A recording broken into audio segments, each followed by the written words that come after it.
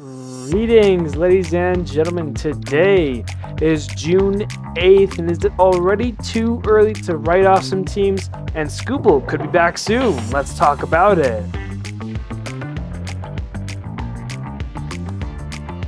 Hello, everybody. My name is Steven. This is the middle of the order. How are we doing today, ladies and gentlemen? We've got a nice little episode for you here today to get your Monday going. And starting off on the right foot, of course, FIFA starts this week. You got the NBA and NHL playoffs wrapping up. The finals are underway. So a lot of good things happening in the sports world, but baseball is one of those things. And we had a nice little weekend here. So with that being said, let's jump into our series recap. Leading us off, we've got the Red Sox and the Yankees. Andrew Monasterio and Wilson Contreras both homering in a 5-3 Red Sox win. That second game gets postponed due to rain, and that game is moved to August 29th. Bellinger and Jazz homer in what became a 5-run 8th inning that gave the Yankees the lead in a 6-1 victory as they end up splitting the then now 2-game set, one apiece. The Orioles and the Blue Jays are back for a bird battle. Rutschman and Kobe Mayo both go deep in the game as the O's score 5 in the 6th and add 7 in the 8th and 9th. It's a 13-3 blowout for Baltimore in the opener. Ernie Clement hits a big go-ahead 3-run homer in the 4-run third inning, which ends up being the difference in a 6-4 Blue Jays win. And in that run match, Colton Cowser and Taylor Ward homer to get the Oilers a 4-run lead, but the Blue Jays score 5 in the 6th inning to take the lead as Yohendrick Pinago and Brandon Valenzuela hit the home runs in this game. 6-4 Blue Jays, they take 2 of 3 from Baltimore. The Royals and Twins played 4. The Twins score 1 run in 6 straight innings, including solo shots from Byron Buxton, 2 solo shot homers from Cody Clemens, and 1 from Victor Caratini. The Royals, though, kept up and in a tie game took the lead in the 9th with a 2-run Josh Rojas single. Is an 8-6 Royals victory. In Game 2, Brooks Lee hits his 9th homer of the season, helping the Twins to a 5-3 victory. Yep, Carter Jensen homers as the Royals, down 1, tie it in the 9th, and then take the lead on a Bobby Witt single. They hold on another 9th inning comeback, 3-2 Royals. And in the last game, Starling Marte hits his first homer of the year. The Twins score 4 in the 9th with the help from a 3-run Josh Bell home run, but they come up a run short in the comeback. Royals win it 6-5 and take 3 of the 4 from the Twins at home. Mariners and Tigers now. Kerry Carpenter, Spencer Torkelson going deep in a 7-3 Tigers win. Dominic Canzone, a big part in Game 2, 3 for 4, a homer, 2 RBIs, 4-0 Mariners. And in that rubber match, Kevin McGonigal has himself a game, hitting a home run. Tigers came back from down 3. They end up walking it off on a 2-run single from who else but Kevin McGonigal. 5-4 Tigers, they come back and beat the Mariners. Guardians and Rangers now. Kyle Higashioka and Corey Seager homer in the 6th. That gives the Rangers the lead and the game in a 3-2 victory. Jose Ramirez and Brian Rocchio homering for the Guardians in a 6-0 game. And in the finale, it's Justin Foscue, Josh Young, Wyatt Langford, and Michael Hellman. 4 Texas Ranger home runs lead to a 10-0 victory, and 2 of 3 from the Guardians. A's and Astros now. Isaac Paredes, a 3-run homer, his 9th of the season, helping Houston to a 5-1 win in the opener. Lamont Wade Jr. homers number 1 on the season for the Astros. Jordan Alvarez, a grand slam for his 22nd of the year. Altuve also goes deep later in this one, but the game's already out of hand. It's 13-2 Houston, and in the last game, Nick Kurtz, Brent Rooker, they both go deep. It's 5-0 A's. They avoid the sweep to Houston in Houston. White Sox and Phillies now. Brandon Marsh homers in what is a 5-run second inning. Adolis Garcia also goes deep for the Phillies, and Randall Grichuk a 2-homer game for the White Sox, but the Phillies hold on 8-6 the final. In Game 2, it's Colson Montgomery who goes deep for the White Sox, as does Jacob Gonzalez, who hits his first career MLB home run. 6-3 White Sox to even the series. Brandon Marsh homers in all 3 games of this series. Rafael Marchand also goes deep for the Phillies. 9-5 the final. The Phillies taking 2 of 3 from the White Sox.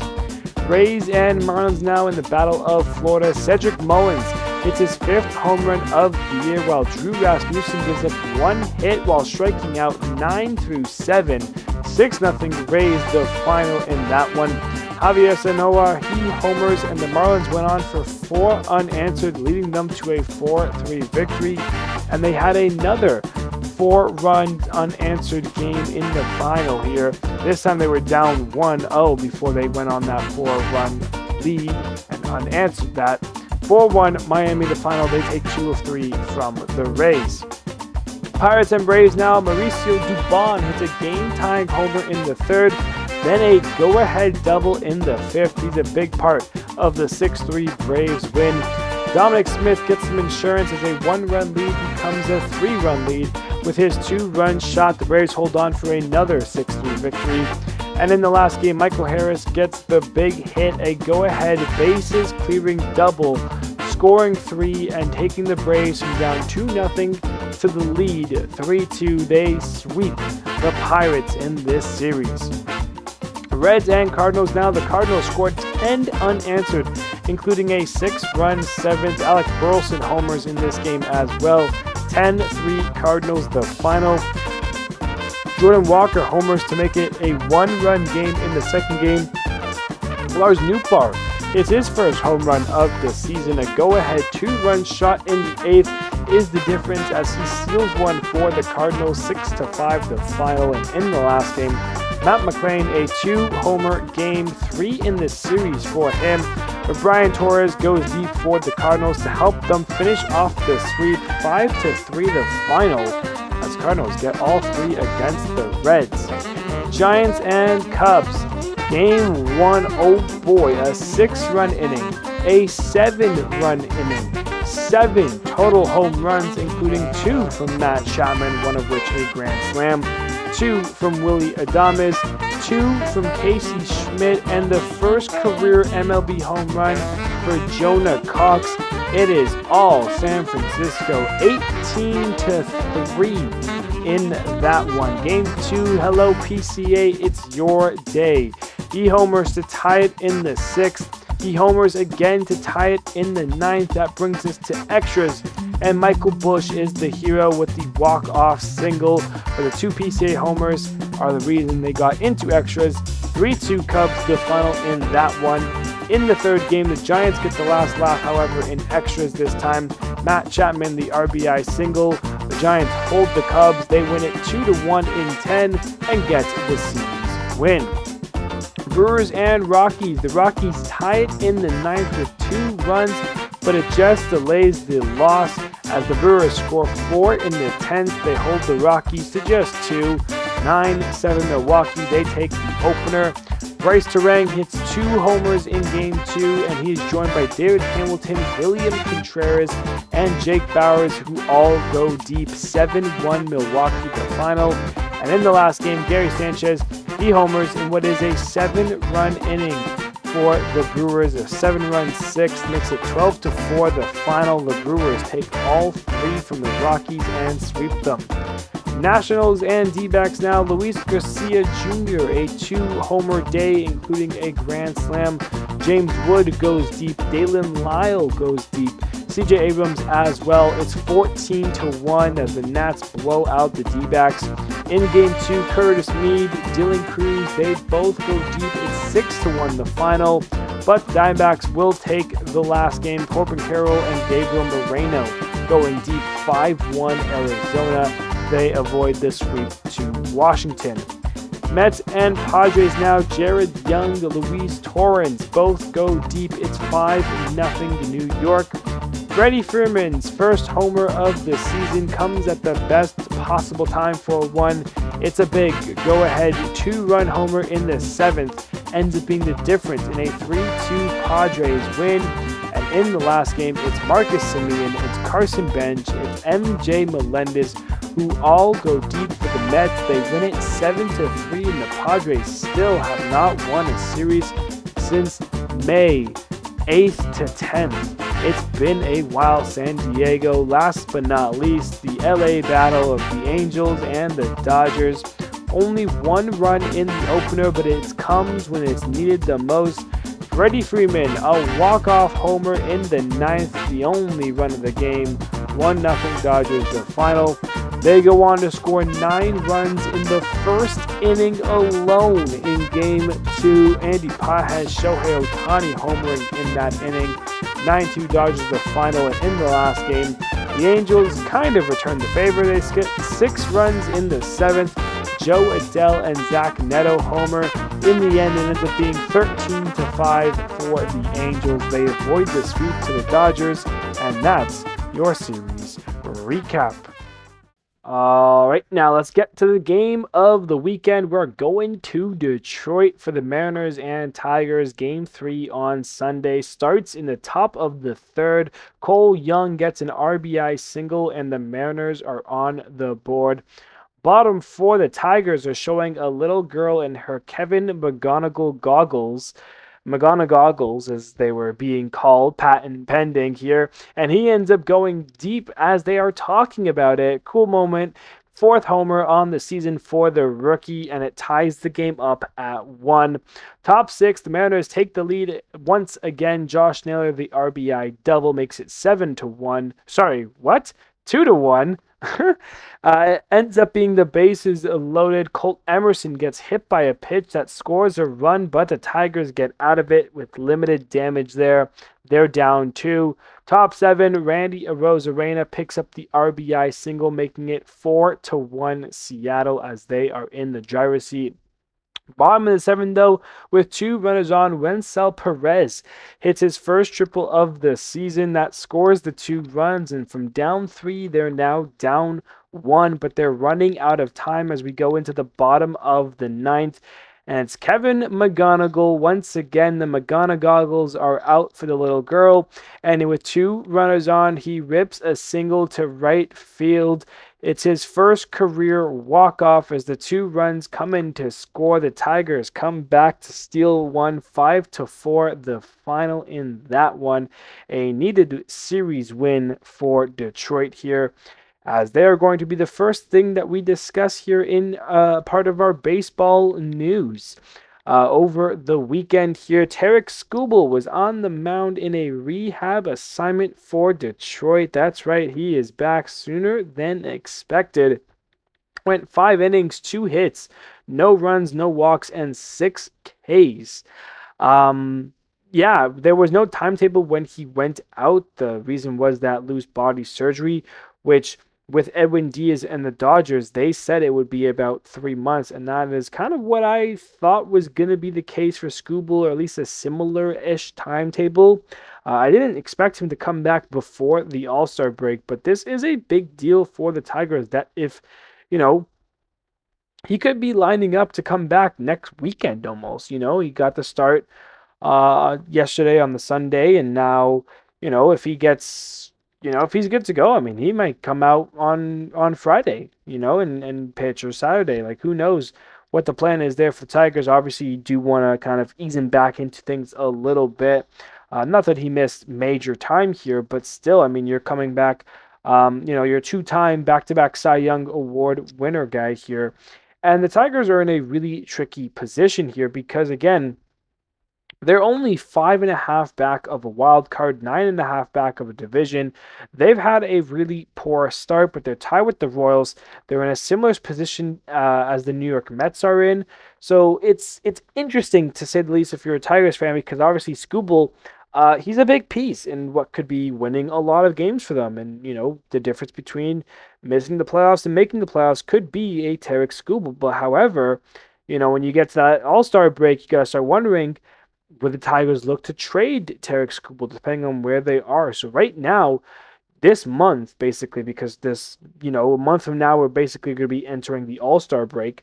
So the Tigers have about a month to kind of get back into the mix of things, maybe, tie the hands of the management if they are trying to trade him, if they do want to trade him.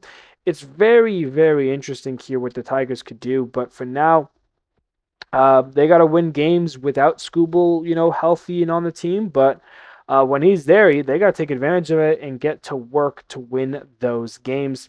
And speaking of that, I just wanted to talk a little bit about writing off some teams here and thinking, is it ever too early to write off a couple teams? Now, obviously, we have our standings check that we're going to be doing in just a little bit in today's episode, but I did want to just kind of say that, we're at the 60 plus game mark. We're almost at 70. We're getting to where the halfway of the season is. And there are teams that, we can agree on are having a better season than we thought. And then on the flip side, there are teams that are, worse off than we thought. Specifically, a team like the Tampa Bay Rays are much better than we thought. A team like the White Sox are much better than we thought. How about Washington? They're not like overwhelmingly, better, but they're definitely in a position where I thought they wouldn't be. The Cardinals, same thing. On the flip side, Blue Jays, Baltimore, Boston, three teams in the AL East that I think are not meeting the expectations there. I think the Tigers and the Royals had had higher hopes entering this season. Same thing with Houston a little bit. Definitely with the New York Mets. The NL Central is kind of a crab bag, so they're fine here. I think the Giants would have told you they would have been a little bit better, and even the Padres, who, again, they're in a bit of a slump right now. They've still played good baseball. They're just half a game back of the wild card. But in the recent slump is why I kind of included them here into the mix here. But there are some teams that already, despite being, not even halfway in the season, you know, is the playoffs really in a position for them? And I picked out two, potentially three teams here. Obviously, it's the two teams that are the worst teams in each division, or not division, in each league. In the AL, right now, the Angels are worse. They're 25 and 41. They have a long way to go right now for the wild card. They're 7.5 back, which again, in when there's still 81 plus games, like that is not a lot of ground to cover. And yes, it's not you know right off time for the Angels, but their pitching needs to lock in more. Jose Soriano needs to just continue to be the guy that he was for those first 6, 7 starts. Mike Trout needs to continue to kind of mash the baseball a little bit, and you need the guys to progress a little bit. Joe Adell, Logan O'Hoppe, Zach Neto.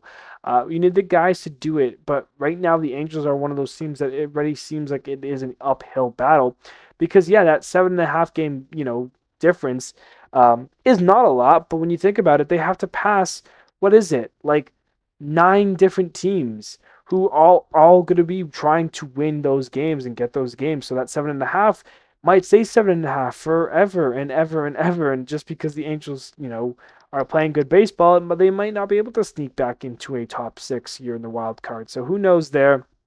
Obviously, on the NL side, the Rockies are in the same boat, 24 and 42. They're 10.5 back of a wild card. It's an uphill battle, Colorado, but hey, who knows? The team that's like really on the outside that I'm very interested in, because obviously the Rockies and Angels are, unlikely to make the playoffs. The Giants are the team that I think is really unfortunate. They're 27 and 39. They're 12 games under 500. They're 7.5 back of the wild card, so similar to where the Angels are, but like they're in the NL, and it's a little different, but who knows? I mean, the Giants could surprise people and force the way in. I mean, that game against the Cubs, man, I mean, that was impressive stuff. Matt Chapman, 2 homers. Willie Adames, the 2 homers. Casey Schmidt, you had 7 total homers, nearly 20 runs of offense. And the pitching wasn't even that bad in that game as well. So if you get games like that, I mean, the Giants could easily continue to rock and roll. So it is not too early, or no, it is too early to write off some teams. But hey, if you're an Angels, if you're a Rockies, or if you're Giants, it might not be too early yet. But sooner than later, we will write you guys off. So you guys got to start going, start figuring things out. Obviously you can throw in some other teams in there like the Mets and Tigers. But for now, Giants, Angels, Rockies are definitely the 3 teams most outside of the playoff picture, I would say here. One team that is not on the outside of the playoff picture, and in fact is pretty much in the playoff picture, is the Arizona Diamondbacks, and they were headlined throughout the weekend here as they have signed Max Kepler to a deal here. We do not know the terms of the deal. We don't know how long it is. We don't know for how much. I would assume it's just a 1 year deal. The interesting thing to note about Max Kepler, who did stay a free agent throughout the offseason, for one thing and one thing only, was because he was serving a PED suspension. And I said was, but the correct response there, the correct English, is that he is serving his 80-game PED suspension. He was popped during the free agency before he signed and ended up never signing up until, well, yesterday when the Arizona Diamondbacks did that for him. Kepler definitely had a tough year with the Phillies last year, signed the 1 year, $10 million deal after spending 10 years with the Minnesota Twins. Last year was his first year away, and it wasn't pretty. 127 games, he had 90 hits, 19 doubles, 18 homers, a 216 batting average, and a 691 OPS. Last couple years really haven't been all that great for Kepler. Really, since 2023, he had a 2.8 WAR that year. That's his third most in his career. You're trying to think if there's anything left in the tank here. Hopefully there is if you're Arizona, because you could use all the offense you can, especially in that studded NL West division. But yeah, if Kepler, bounces back, it is weird that he was kind of popped for a PED suspension when he had a pretty shitty year. It wasn't like the Jerks and Profar side of things where Profar had a career year almost and then got popped. And you're like, well, it makes sense now. It doesn't really make sense in Kepler's case, because if that's the case, then he was quote unquote cheating, but hit 216 with 18 home runs. So, like, were you really cheating? Or, like, who knows really what it was? But anyways, yeah, there's no terms of the deal that we know of yet. What we do know is that the suspension ends on June 25th. So for now, Kepler can stay on the what's it called? The list of where you go when you're a bad boy. That list. You can say there he's not part of the 40-man yet, but at June 25th, the Phillies will have to make a decision with him. I would guess send him down to AAA, get him some work there, see how he is, baseball-wise. And then, slowly they'd make a move to add him to the 26-man roster, into the 40-man roster for Arizona. So definitely some options there for the Diamondbacks. But for now, Max Kepler is signing with the Diamondbacks. That is what you need to know. That is the baseball news. So let's get into our hot and cold for today's episode here. Who has been hot this week? A couple of guys have actually been really hot, including Brandon Marsh, who had a great series this weekend. 12 for 24, batting .500, a double, 3 home runs, one on Friday, one on Saturday, one on Sunday. He picked up 6 RBIs and 4 runs in the progress as well. 1.437 OPS. Pete Crow Armstrong, he's been one of the best players the last 2 weeks, but when you go back to this week, 11 for 25, 4 home runs, 6 RBIs, 4 runs, a 1.401 OPS. Very good stuff for Mr. PCA. Jordan Alvarez joins the list here, 10 for 21, a double, 2 homers, 9 RBIs. Of course, he had that grand slam this weekend, 6 runs, 5 walks, a 1.387 OPS. And someone else who hit a grand slam this weekend is Matt Chapman. He had a plenty of offense this weekend. He was 8 for 21 this week, though, with a double, 3 home runs. Had the week high of 14 RBIs driven in, 4 runs, 4 walks, a 1.321 OPS. Matt Chapman, take a bow. Bryce Drang is the last guy here for the hot players. 11 for 27, 2 doubles, a triple, 2 homers, 8 RBIs, 6 runs, and 4 walks, a 1.262 OPS. When you go on to the cold side of things, Jeff McNeil is 2 for 21 with 3 strikeouts. Xander Bogaerts was 1 for 19 with 8 strikeouts. Juan Soto was 2 for 24 with 4 strikeouts. Mike Trout 2 for 23 with 10 strikeouts. Not what you want to see there. Ezekiel Tovar 2 for 21 with 9 strikeouts. Those are your cold players. And that brings us now to our injury updates from the weekend here. Who ended up on the IL? First and foremost, we had Jorge Soler ends up on the 10-day IL with a strained oblique. Danny Jansen from Texas, 10-day IL with a strained forearm. Austin Wells, 10-day IL with cervical headaches is what is the injury according to Fangraphs there. DL Hall is out for the Brewers, 15-day IL with a strained pectoral, while the Padres lose Jeremiah Estrada on the 15-day IL with knee inflammation. So that is your weekly injuries. We'll see if there's any more that will come out, come Friday's episode going back to this weekend, because Bobby Witt was pulled in the game yesterday, but the Royals are optimistic that it's nothing, so who knows. At the end of the day, that is the injury updates. Let's move now to the outstanding performances from the weekend here. Drew Rasmussen was so good for Tampa. 7 innings, only 1 hit, no runs, no walks, and also struck out 9. A dominant performance by him, as was Roki Sasaki, one of his best starts with the Dodgers in the regular season, going 7 innings, 2 hits, no runs, 2 walks, and 10 Ks.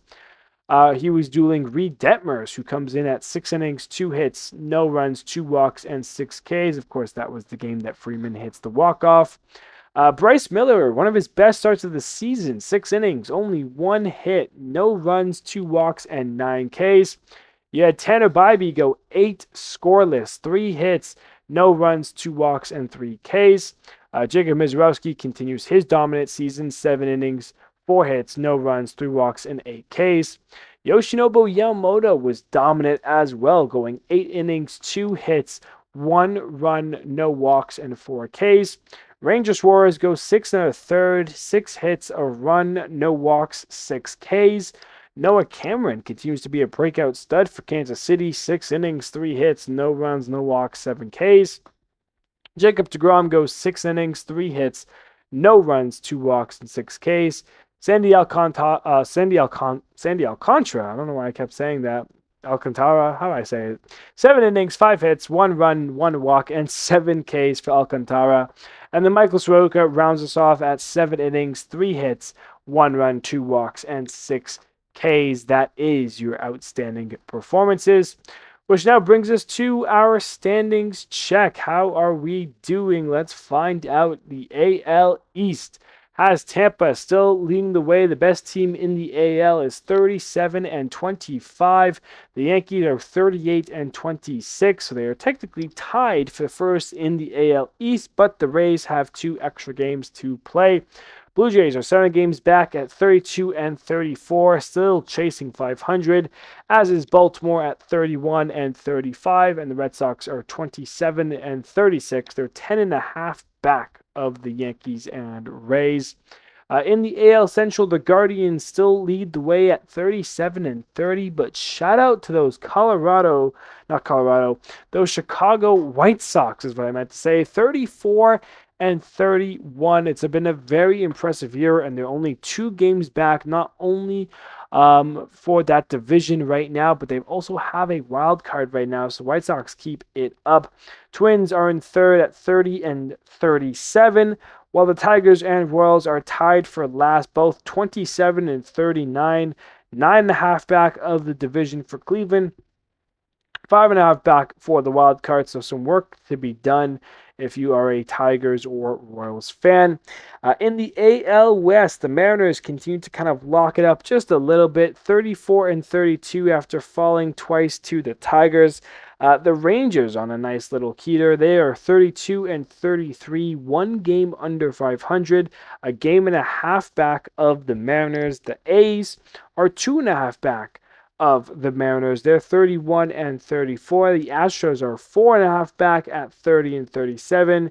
And as I mentioned earlier, those Angels are 9 games back. They're 25-41. Lots of ways to go if you are a Halos fan. In the NL East, the Braves are still the best team. There are 3 teams with 40-plus wins in the NL, not a single one in the AL. Braves are still leading the way. They're 45-21. They're 5 wins away from 50. 8-2 in their last 10, and coming off the sweep of Pittsburgh as well. So you gotta feel good if you are a Braves fan. They have a 9.5 game lead over the Phillies, who have definitely picked it up a little bit since that start of season slump. They're now 35-30, 5 games over 500. But as I mentioned, 9.5 back of the Braves. So a lot of work to do if they want to try to fight for the division. The Nationals are 33-33 at 500, 12 games back. Marlins 31-35. That's a 4-game difference. They are 14 back. Mets 29-36. They're 15.5 games back of the Braves. Lots of work if you are a New York Mets fan. Jesus. Going into the NL Central for the first time since April 14th. Yes, you heard that right. The Cubs were below 500. April 14th, they won. They got to 500. And since then, all 5 teams were at 500. That is no longer the case, as the Cardinals have swept the Reds. The Cardinals on a 4-game winning streak. The Reds on a 4-game losing streak are now below 500. They're 31-33. Some work to do for the Reds. The Brewers are still in first. They are that 3rd team that have gotten to 40 wins. They're 40-23, 7-3 in their last 10, and they have a 5-game lead over the Cardinals, who are still somehow second in this division. 35-28. Meanwhile, the Pirates and Cubs are completely tied at 34-32, 7.5 back of them Milwaukee Brewers. Lastly, you have the NL West. Of course, you have the Dodgers, who are, of course, that 3rd team that have 40 wins. They are 42-24 and have a 7.5 game lead over the Diamondbacks. Still a lot of season, anything can happen, but you're feeling good if you are a Dodgers fan. Padres on that slump, 2-8 in their last 10, trying to figure things out. 33-31, falling fast and are in 3rd place. 8 games back of the Dodgers. However, the Giants are just as far. They're 15 back of the Dodgers, so 7 games behind the Padres, 15 back of the Dodgers. The Giants are 27-39. While the Rockies are 24-42. They are the worst team in baseball. The standings is complete there. Dodgers, Brewers, Braves, Mariners, Guardians, and Rays are your current division leaders. When you look at them wild card, it's the Yankees, White Sox, Rangers, the Cardinals, Phillies, and Diamondbacks. And you've got a couple teams who are hunting for those spots. The AL has the Blue Jays, the A's, Baltimore kind of in the mix, while the NL has, of course, the Padres, Pirates, and Cubs. So still lots of work to be done here in the season. That is your standings check. And that now brings us to the last part of the episode, our upcoming series for the week. As I mentioned, it wasn't a very big episode today, but still, we did what we needed to do, and there is some good baseball this week. If you are not going to a FIFA World Cup game, potentially, you might want to check out some of these games, including the Phillies going to Toronto to take on the Blue Jays. The Mariners are going to Baltimore. They got a date with the O's. You have Red Sox at Rays at the Trop, Yanks at Guardians, Braves at White Sox. Another one of those sneaky fun series. You got the Twins and Tigers, Rangers and Royals. So Tigers, Royals start figuring things out.